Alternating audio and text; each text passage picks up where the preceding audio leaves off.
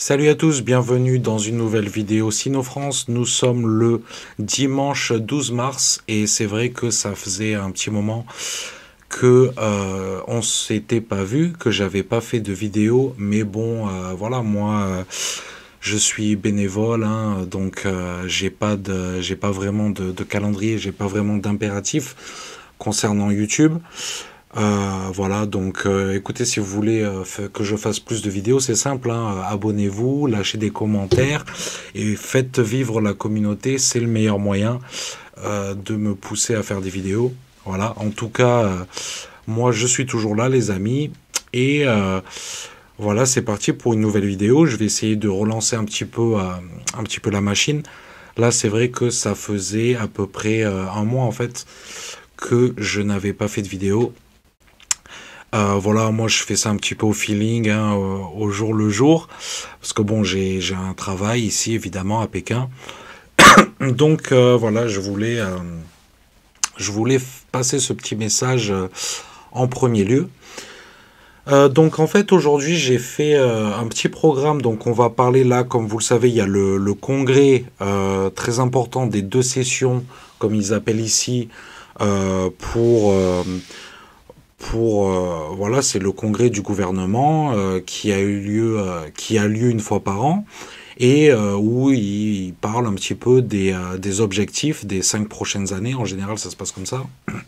Et là, évidemment, bon, comme vous le savez, il y a eu la réélection du président Xi Jinping, donc il va y avoir une sorte de continuité.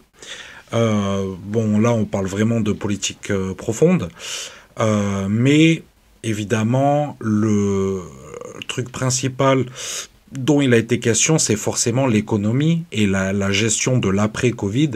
Et vous allez voir que il y a des choses très très intéressantes. Donc on va surtout parler d'économie dans un premier temps. Ensuite, en deuxième temps, on va parler de géopolitique avec Riyad et Téhéran, donc l'Arabie Saoudite et l'Iran, qui se sont rapprochés. Tout ça chapeauté par la Chine en fait, donc c'est la Chine qui a servi d'intermédiaire dans ce dossier, et je pense que c'est vraiment une chose assez unique, c'est un sans précédent d'avoir la Chine comme médiateur, en tout cas dans un dossier aussi important que celui-ci, donc on va discuter de ça. Et pour finir, une touche d'écologie. Je pense que c'est super intéressant et important parce que on a souvent l'image de la Chine qui fait pas grand-chose au niveau écologique, hein, dans tout ce qui est l'esprit occidental. On pense, oui, la Chine, c'est la pollution, patati patata.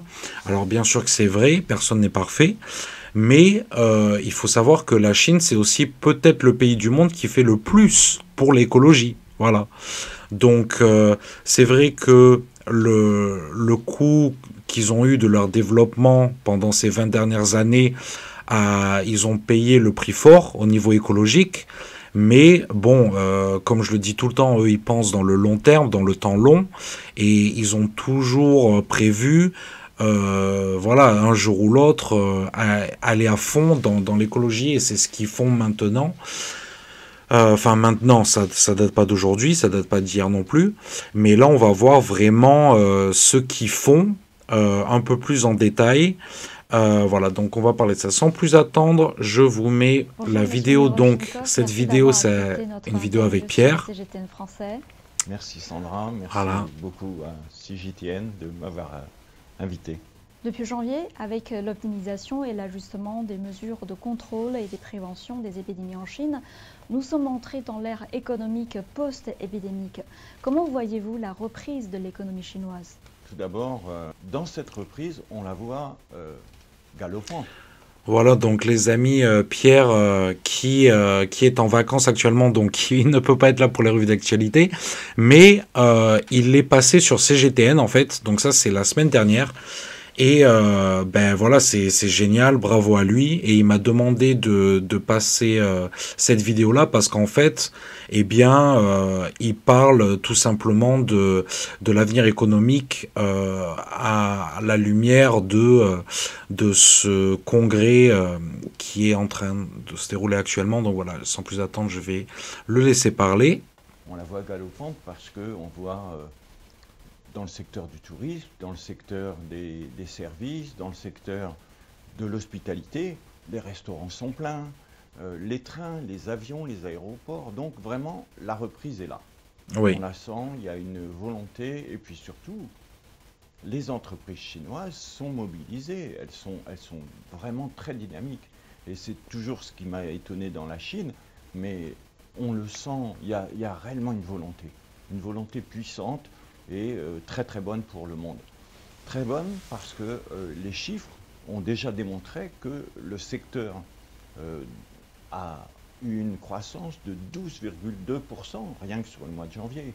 Donc c'est vraiment très très dynamique. C'est dynamique et je pense également qu'il y a un deuxième facteur qui va être très important pour la Chine, c'est que pendant la pandémie, les entreprises et surtout les ménages ont économisé des revenus très forts. L'accroissement de ces revenus est monté à plus de 2,6 milliards de US dollars, qui est fantastique. Et donc cette capacité pour la Chine va être réinjectée bien sûr dans l'économie et c'est ce qui va prolonger, je crois, cette croissance cette année. Maintenant, il y a le deuxième facteur. Il y a les matières premières. Il y a une demande pour la fabrication. Il va y avoir une demande pour tous ces produits qui vont être fabriqués. Il y a une demande extérieure. Donc la croissance remonte. Les analystes mondiaux de toutes les grandes banques ont remonté la croissance, le taux de croissance de la Chine à plus de 6,5%. Même le FMI, qui avait fait une prévision à 2,6%, a maintenant refait en janvier une progression à 5,2%. Donc le double, c'est fantastique et je crois que réellement la Chine va tirer le monde. Elle tire aussi l'ASEAN. L'ASEAN, il y a 20% quand même de la croissance de l'ASEAN qui a été fait. On l'a vu également sur les bourses. Donc un indice boursier qui a augmenté de 50% depuis décembre. Et vraiment, c'est fantastique. Donc quel impact positif cela a-t-il sur les entreprises françaises en Chine ? Alors je pense déjà la première chose, ça va être... Alors je fais juste une petite incision. Juste après, je vais vous montrer une vidéo d'un Français qui parle de ça aussi, une vidéo d'1 minute aussi très intéressante. Je laisse finir Pierre là pour les quelques prochaines secondes. La consommation. La consommation, ça va tirer toutes nos entreprises qui sont très présentes dans le secteur de l'art de vivre. Les grandes maisons comme Louis Vuitton, LVMH, le groupe LVMH plus le groupe Kering vont tirer des fruits énormes de cette croissance. On a également donc la chaîne logistique qui va être remise à flot. Donc il y avait des coupures dans la supply chain, il y avait beaucoup de fragmentation dans cette supply chain et je pense que la reprise est excellente. Les entreprises françaises l'attendaient et elles sont prêtes à également participer à cette croissance chinoise. Tous nos entrepreneurs sont très contents justement de cette reprise.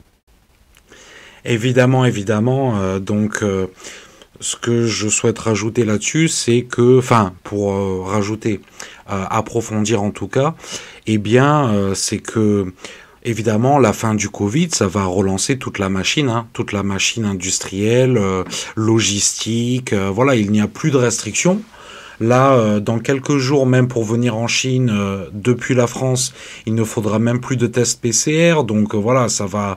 Là, ça y est, ça repart. 2023, comme je le dis sur Sinofrance, ça doit faire 1 an que je le dis. Voilà, j'avais prévu.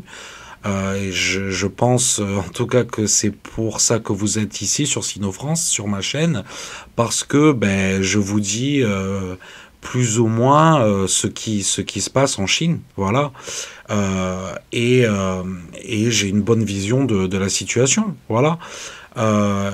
Je ne suis pas dans les secrets de quiconque parce que personne, à part moi, ne l'avait vu venir, la date d'ouverture de la Chine. Et voilà, moi après je me base sur les articles que je vois à droite à gauche et ma connaissance profonde de la Chine, en fait, si vous voulez. Et tout ça, ça me permet de voir des choses que quasiment personne ne voit. Voilà, donc si jamais vous avez comme projet de vous expatrier en Chine, de faire des affaires avec la Chine, n'hésitez pas à me contacter. Voilà, il y a mon WeChat, il y a mon adresse email. Aussi Pierre est là aussi pour ça, pour aider les entreprises à s'installer en Chine, d'accord? Donc là, vous l'avez vu dans la vidéo, on a fait plein de vidéos ensemble aussi sur Sino-France. Voilà, parce que nous, la connaissance qu'on a de la Chine, ben, il y a très peu de personnes qui l'ont. Voilà, vraiment très peu. Et nous, ça nous donne un avantage énorme, en fait. Voilà, un avantage énorme. Donc on va continuer sur une petite vidéo L'économie chinoise possède une rapide. forte résilience et un grand potentiel. La solide dynamique pour un développement durable et sain n'a pas changé. Les fondamentaux soutenant la croissance à long terme restent inchangés. Ouais. L'objectif d'environ 5% est conforme à l'élan actuel de la croissance économique et à la règle du développement économique. Cet objectif peut également contribuer à encourager les parties prenantes à se concentrer davantage sur la qualité et l'efficacité du développement, afin de construire un nouveau modèle de développement à un rythme plus rapide. Voilà. Donc oui, moi j'ai pas mis cette vidéo ici au hasard. En fait, si ce mec-là, c'est un mec très très haut placé. Donc voilà. En général, quand ce type de personne parle et dit quelque chose en Chine, c'est que voilà, il faut l'écouter. Et c'est comme ça que ça va se passer. Voilà. En fait, voilà, il faut faire le tri. Il faut faire le tri dans les news que vous voyez. Et n'hésitez pas à me dire, par exemple, Michael, Mike, j'ai vu cette vidéo ou cet article. Qu'est-ce que toi t'en penses du degré de véracité, en fait? Que ce soit des médias chinois ou autres, hein, d'ailleurs. Hein, il y a des médias chinois que des fois c'est pas du tout la version officielle. Il faut faire très attention. Les fake news, ça existe aussi en Chine. Par exemple, si vous allez sur Weibo, c'est n'importe qui peut écrire un article dessus. Donc, alors bien sûr que il va sans doute se faire censurer, mais peut-être pas d'ailleurs. Il faut faire très attention. Voilà, il faut être responsable, hein, les amis. On est des consommateurs de médias responsables. C'est pas tous les jours facile. Et moi, le premier, j'ai un média, donc des fois, c'est pas facile de tirer le vrai du faux. Voilà, on est toujours dans le gris, on va dire. C'est jamais soit tout blanc, soit tout noir. Et nous, on est ici pour justement essayer de faire la part des choses. Voilà. Je vais finir le volet économique avec ce Français, voilà, qui est un entrepreneur en fait en Chine et qui est très positif. Voilà, Laurent Le Pen, entrepreneur français. Des bonnes relations entre la France et la Chine. Je pense que c'est une opportunité exceptionnelle pour les entreprises françaises, les PME aussi et les sociétés innovantes pour participer à tous ces projets de coopération entre la Chine et le reste du monde. Voilà, je vais faire une petite pause rapidement pour parler des PME en fait, et ça aussi c'est un des grands combats de Pierre.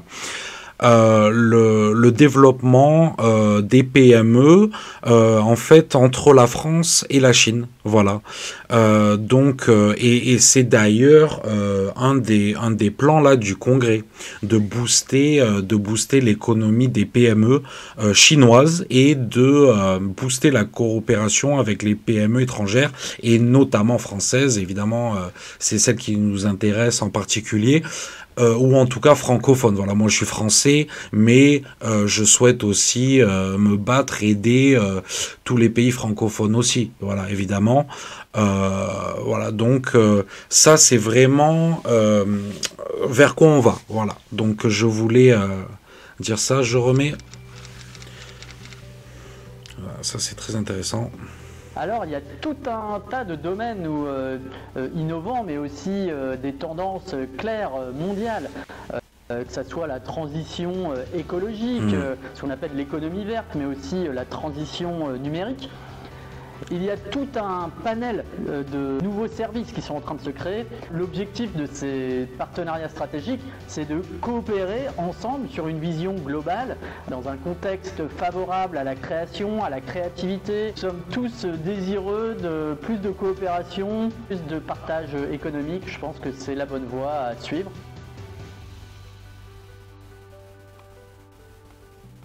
Voilà, un petit message d'un entrepreneur français de PME. Et oui, évidemment, voilà, c'est vers ça qu'on se dirige, l'économie verte. Bien sûr qu'il y a des milliers de facettes dans cette économie-là. Il y a tellement de secteurs qui sont impliqués, certains mieux que d'autres, plus porteurs que d'autres. Voilà, donc après, c'est à vous de vous intégrer et de trouver votre filière. Et aller là-dedans. Ensuite, évidemment, il y a le numérique qui continue à exploser, qui ne va pas s'arrêter, avec tout ce qui est intelligence artificielle aussi. Voilà, donc l'économie va repartir, est en train déjà de repartir, je suis sûr que la Chine va continuer à attirer des gens. Voilà, et je pense que c'est la place l'endroit où il faut être. Voilà, c'est pour ça que je suis là aussi à Pékin, bien sûr, et que je me régale. Je voulais dire quelque chose, mais ça m'a échappé. Donc peut-être ça va me revenir. Je vais passer au sujet suivant. Riyad et Téhéran, donc l'Iran et l'Arabie Saoudite qui se rapprochent. Tout ça avec l'intermédiaire de la Chine. La réconciliation des frères ennemis confirmée par l'Arabie Saoudite après avoir été annoncée par l'agence de presse officielle iranienne. Voilà. Après plusieurs jours d'intenses négociations entre le secrétaire du Conseil suprême de sécurité nationale de notre pays et son homologue saoudien à Pékin, l'Iran et l'Arabie Saoudite ont convenu de reprendre leurs relations diplomatiques et de rouvrir les ambassades et les représentations dans un délai maximum de 2 mois. Le communiqué de l'agence iranienne est accompagné de cette première vidéo de basse qualité, mais destinée à montrer la présence des officiels saoudiens et iraniens autour du chef de la diplomatie chinoise. L'Arabie saoudite sunnite avait rompu ses relations avec l'Iran chiite en 2016 après l'attaque de son ambassade à Téhéran, une vengeance des Iraniens après l'exécution d'un dignitaire chiite à Riyad. Ce rétablissement des liens diplomatiques risque de bouleverser les équilibres au Moyen-Orient, où les deux puissances rivales s'affrontent par terrain interposé, au Yémen, en Irak ou encore au Liban. Les deux pays vont réactiver des accords de coopération sécuritaire et commerciaux signés en 1998 et en 2001. La Maison-Blanche s'est dite informée de discussions concernant un rapprochement irano-saoudien en cours depuis plusieurs mois en Irak et à Oman. Dans son message, la Chine, où se sont déroulées les discussions finales, loue la sagesse des deux pays. La réconciliation. Alors voilà les amis, c'est quand même assez incroyable cette histoire. Parce que on a la Chine en fait dans le rôle de médiateur. C'est quand même assez extraordinaire. Et puis tant mieux. Ils l'ont fait. Voilà, ils l'ont fait. Ce n'est pas de la parlotte. Ils ont réussi à remettre ensemble des ennemis jurés. Voilà, de toujours entre guillemets. Donc voilà, bravo à eux et tant mieux. Et en plus là voilà je voulais parler de ça aussi, on se dirige vers un changement d'ordre mondial, même si j'aime pas ce mot, un ordre mondial plus multipolaire en fait, parce que il ne faut pas croire que vous allez avoir les États-Unis d'un côté et la Chine de l'autre. Non, bien sûr que non. Il y a l'Europe, il y a et puis même dans l'Europe il y a l'Angleterre, l'Allemagne, la France. Même si il y a des blocs qui existent, il faut pas croire que tout le monde est ami. Non, tout le monde a des intérêts différents. Même si on est dans l'UE, Regardez par exemple avec le Brexit. Les Anglais, ils ont quitté l'Union européenne, mais ça ne veut pas dire qu'ils ne souhaitent pas faire des affaires avec l'Union européenne. Même là, on le voit dans la guerre en Ukraine, la France et l'Allemagne n'ont pas les mêmes intérêts, ne serait-ce que par la géographie, par exemple.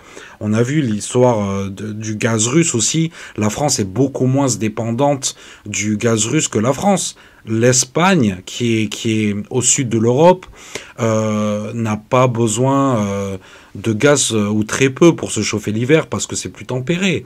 Et ils n'ont aucun gaz de Russie. D'ailleurs, ça vient d'Algérie, il me semble. Donc voilà. On a tous des intérêts différents, mais ça n'empêche pas que on peut faire énormément de choses ensemble. Quant à la Chine, ils ont les BRICS, d'accord, donc Brésil, Russie, Inde, Afrique du Sud et Chine.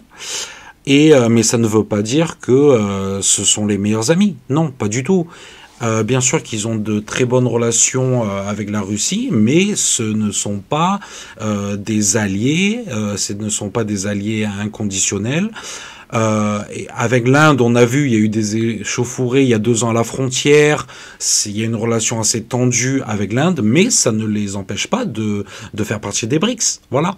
Et c'est ça que je souhaite pour la France et pour tous les pays du monde, de travailler dans son intérêt, en ne blessant personne, en ne faisant pas la guerre, voilà, parce que la Russie qui fait la guerre, les Chinois, ils ne sont pas du tout d'accord. Voilà, c'est détrimental. Une guerre, ce n'est jamais positif. Je vais pas rentrer dans le sujet. Oui, ils n'avaient pas le choix. L'OTAN s'est élargi. Non, moi ça m'intéresse pas. La guerre, ce n'est jamais bon, quoi qu'il arrive. Voilà, ça c'est point final, quoi. Voilà, cette histoire vraiment chapeau bas, un coup de diplomatie fracassant en faveur de la Chine, voilà, qui va bénéficier tout le Moyen-Orient. C'est vraiment extraordinaire ce qu'ils ont fait et je tenais absolument à le dire dans cette petite vidéo.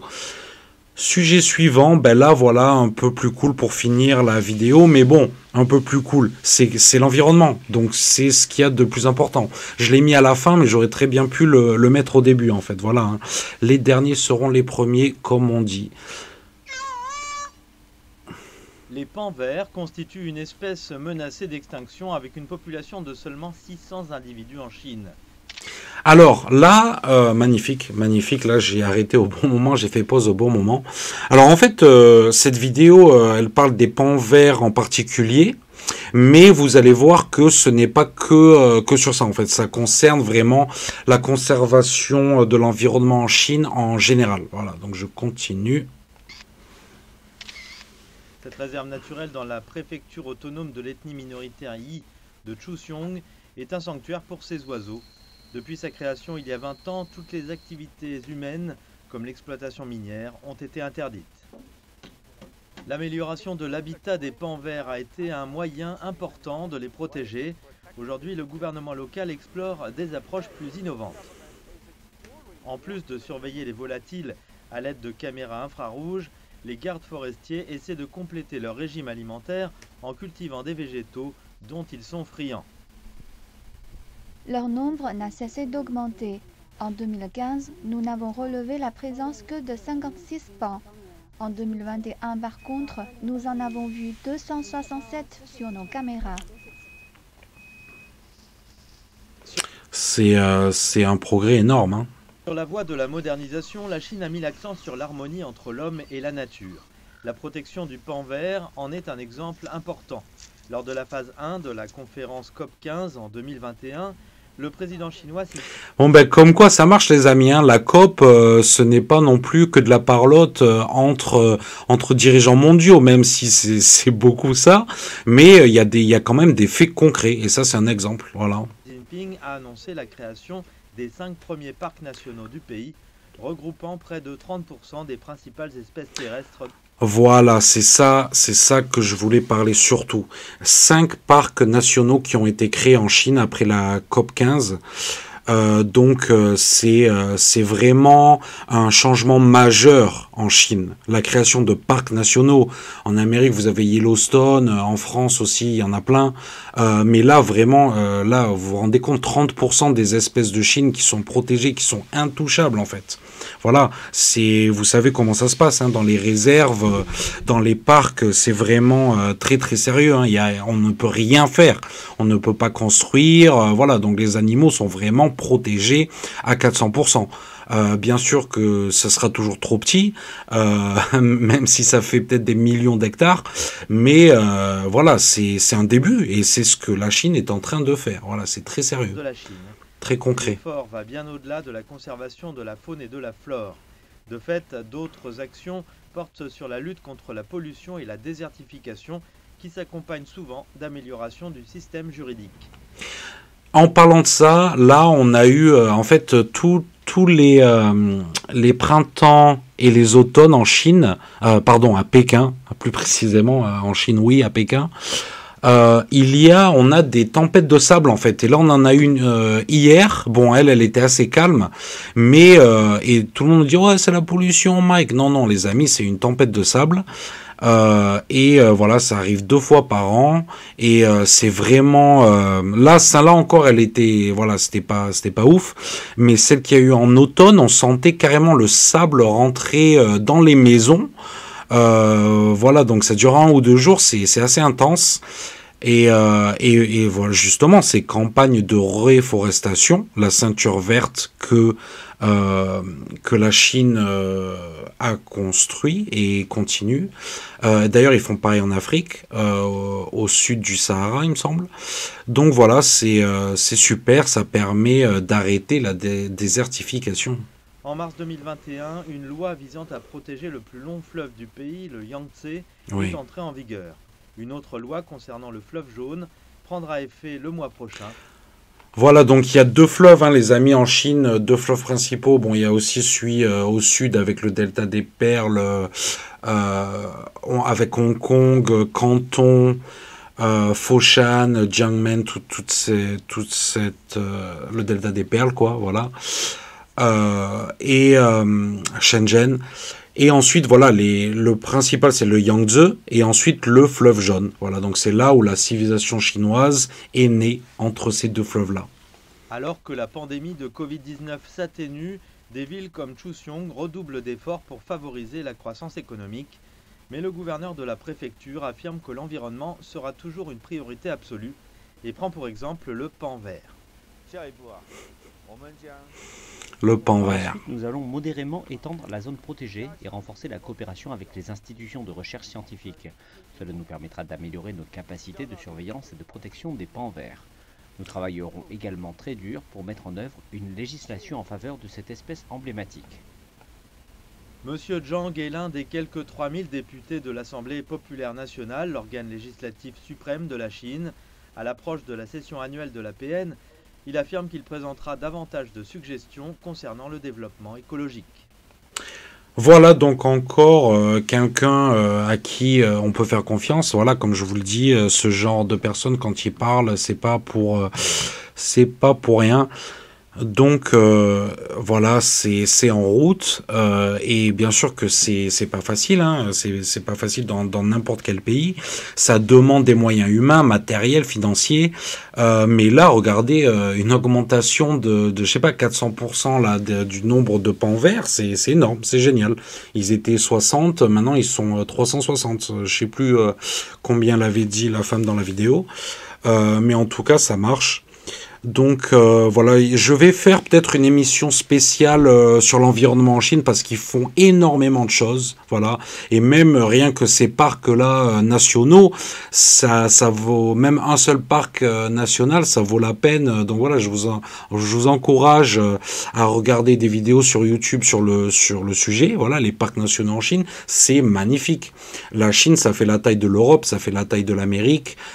Donc évidemment, il y a tous les paysages imaginables et c'est magnifique. Voilà, c'est magnifique. Moi, je ne souhaite qu'une chose, c'est de voyager un petit peu, un peu plus. Maintenant que le Covid s'est arrêté, on est totalement libre.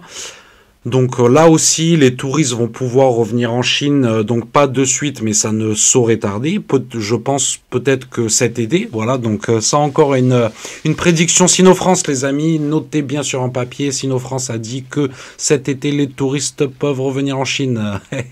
Donc oui, je pense. Je ne suis pas sûr. Je vous tiendrai au courant, mais en tout cas, ça prend la direction et ce serait génial hein, que les touristes puissent revenir cet été, évidemment. Voilà, donc sur ce les amis, la vidéo fait déjà une demi-heure, donc je vais m'arrêter là et je vous dis à la prochaine en espérant que je mette moins de temps à sortir la prochaine vidéo cette fois-ci. Abonnez-vous, commentez, partagez, soutenez-nous, merci les amis. Là, je vous ai mis, on est sur Facebook, Twitter, Telegram, YouTube. Voilà, à la prochaine, ciao.